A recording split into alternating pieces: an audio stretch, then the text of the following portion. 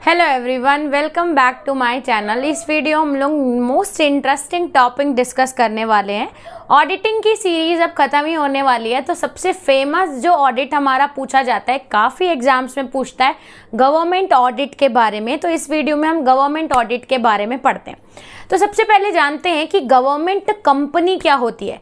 तो government company या एक ऐसी कोई भी कंपनी जिसका 51% जो शेयर है वो अगर गवर्नमेंट के पास होता है, चाहे वो स्टेट गवर्नमेंट हो या वो सेंट्रल गवर्नमेंट हो, ऐसी कंपनी को हम गवर्नमेंट कंपनी बोलते हैं।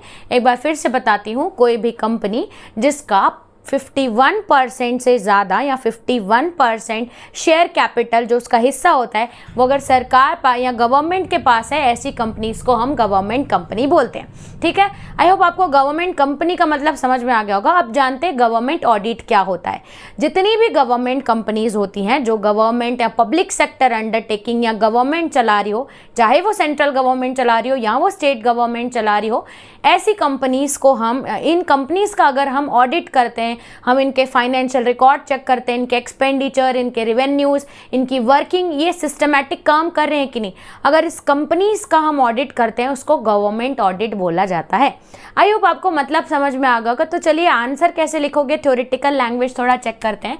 तो सबसे पहले दिया है गवर्नमेंट कंपनी क्या है, तो एक ऐसा बिजनेस जहां पे गवर्नमेंट 51% एटलीस्ट 51 यानी कि मिनिमम उसको 51% paid up share capital government के पास होना चाहिए।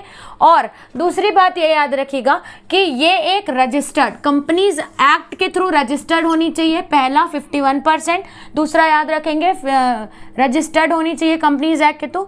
उसके बाद पब्लिक सेक्टर अंडरटेकिंग, इनको गवर्नमेंट कंपनीज के साथ साथ हम पब्लिक सेक्टर अंडरटेकिंग भी बोलते हैं। ठीक है, तो आपको गवर्नमेंट कंपनी का मतलब समझ में आ गया। अब बात करते हैं ये गवर्नमेंट ऑडिट क्या होता है। मैंने गवर्नमेंट ऑडिट अभी बताया, इसका थोड़ा इंग्लिश में जो एक्सप्लेनेशन है वो ज़्यादा है।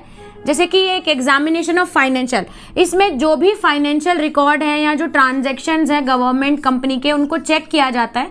तो आप ध्यान से समझिएगा, इसमें हम चेक करें examination of financial and operational, जो भी गवर्नमेंट कंपनी काम कर रही है वो पब्लिक एंटिटीज़ का हम ऑपरेशन चेक कर रहे हैं या फाइनेंशियल ट्रांजैक्शन चेक कर रहे हैं, ताकि हमको ये पता चले कि ये काम अच्छे से हो रहे हैं।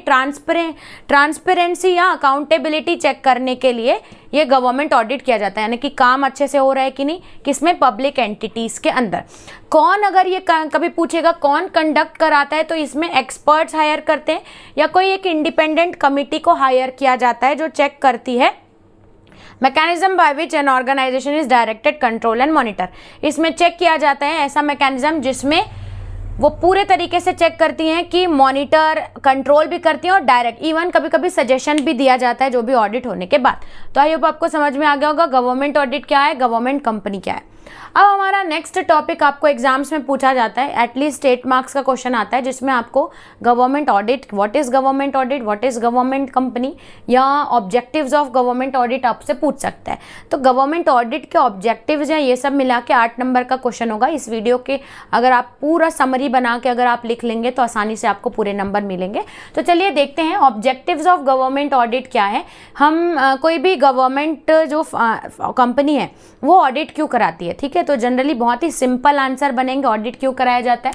इसमें गवर्नमेंट के फाइनेंशियल स्टेटमेंट्स को चेक किया जाता है कि ये फेयर एंड ट्रू है कि नहीं, जो भी फाइनेंशियल रिकॉर्ड्स हैं कंपनी के वो ट्रू एंड फेयर है कि नहीं, वो चेक करने के लिए ऑडिट होता है।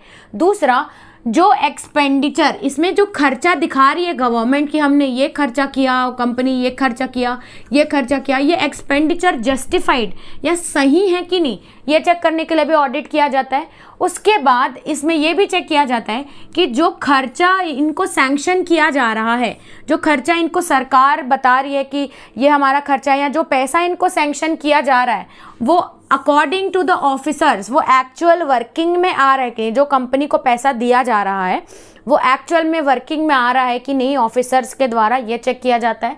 और इसमें यह देखा जाता है कि जितना भी कंपनी के अंदर जो भी वेस्टेज है, वेस्टेज या अंडर यूटिलाइजेशन, कुछ ऐसे रिसोर्स हैं जिनका यूटिलाइज नहीं हो रहा, wastage and underutilisation of resources भी देखा जाता है। इसमें मैन पावर, लोग कितना काम कर रहे हैं, मैन पावर एम्प्लॉयमेंट भी चेक किया जाता है कि कितने लोगों की ज़रूरत है, कितना लोग काम कर रहे हैं। इसमें ग्रोथ भी चेक किया जाता है, कंपनी का audit growth of the company के भी किया जाता है। उसके बाद हमारा एक्चुअल प्रोडक्शन क्या है और हम प्रोडक्शन कितना स्टैंडर्ड सेट किया गया था, गवर्नमेंट कंपनी कितना अच्छा काम करेगी, क्या सेट किया था स्टैंडर्ड और कैसा काम कर रही है, ये चेक करने के लिए भी ऑडिट किया जाता है। और इसमें अगर उनके अकाउंटिंग सिस्टम में कुछ गलती है तो वो भी कैसे पता चलती है, ऑडिट के थ्रू पता चलती है, यानी कि डेफिशिएंसी ऑफ अकाउंटिंग सिस्टम भी पता किससे चलता है, ये और गवर्नमेंट ऑडिट से पता चलता है। तो आई होप इस वीडियो में मैंने आपको क्लियरली अच्छे से समझा दिया कि गवर्नमेंट ऑडिट क्या होता है, गवर्नमेंट कंपनीज क्या होती हैं और objectives of government audit. 8 number का क्वेश्चन आता है तो ये वीडियो आपको काफ़ी मदद करेगी। तो इस वीडियो में इतना रखते हैं, चलते हैं नेक्स्ट वीडियो में, देखते हैं नेक्स्ट टॉपिक। तब तक के लिए थैंक्स फॉर वॉचिंग।